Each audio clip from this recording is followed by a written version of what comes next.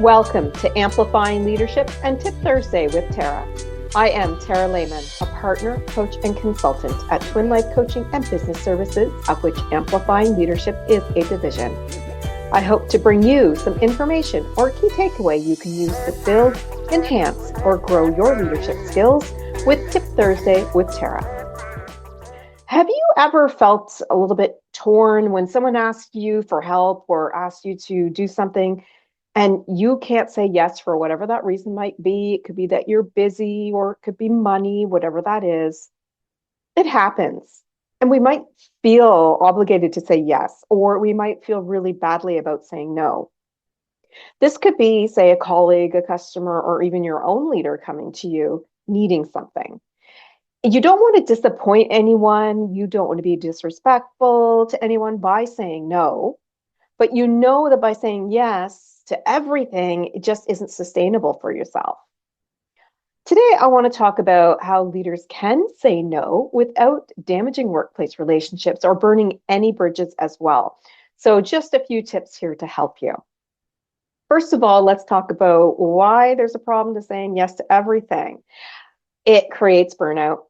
It creates stress. You become very overcommitted and maybe you can't get things done. And so now you're feeling overworked, overwhelmed. You're not actually helping people. Maybe you're doing it so fast, you're giving them really bad quality work. And you might start to feel that you're losing control over your time and energy. I see a lot of managers who do this is that they'll just take on everything themselves because they don't feel that their team can do it, or because their leader asked them to, and they don't say no. And so it becomes very overwhelming. I was there as well at one point. So I know what this feels like. However, if we say yes to everything, we're not going to make it. If we start to say no to some things that make sense to say no to, we can feel less stressed. We can feel that we're, managing our time and energy well. So how can you say no in a, say, graceful way? First of all, we always want to say thank you, or at least recognize the request that is being asked. So something such as, thank you for thinking of me, or wow, I really appreciate that opportunity. Recognizing that they came to us for something. Then you have to be honest, but you need to be respectful. You want to share your reasoning or the why behind you not being able to help them, but without over explaining things. You don't need to get into the nitty gritty, especially as a leader. So something like, wow, thank you for thinking of me. I would love to help you, but right now I am just at capacity and wouldn't be able to give this the attention it needs and deserves. So basically, we're saying we can't help them, and we know it needs more attention and it needs more focus. You can offer alternatives, such as somebody else who might be able to help, or if you know that this can wait, maybe you do something in the future. So, for example, you might say, hey, why don't you check in with Tara? I think they'd be a good fit to help you with this. Or do you think we could work on that next Friday? I definitely can block time off for this. If you do say a particular date and time and you block time off, do not change that. This is now a commitment.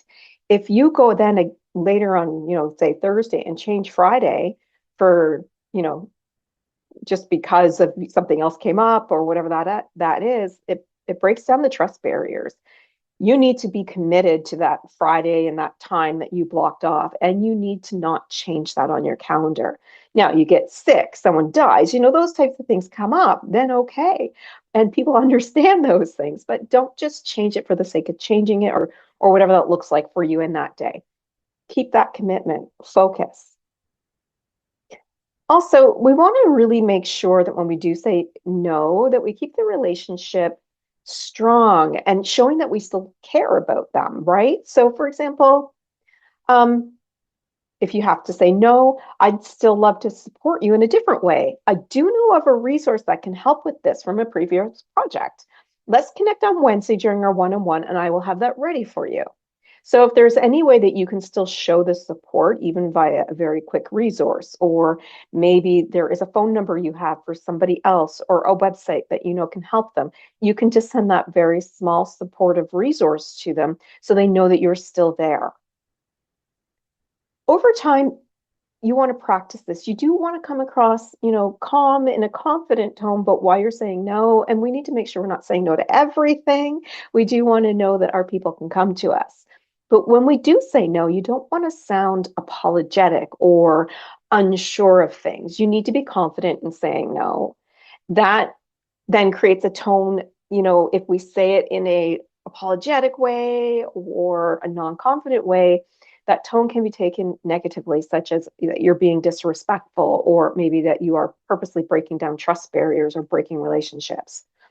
So remember, it is okay to protect your time and boundaries when you need to. And it does make you a better leader by being able to say no in a respectful way, presenting options and potentially resources as well. So saying no isn't about closing doors on people, turning your noses up to others, or shutting people out of things.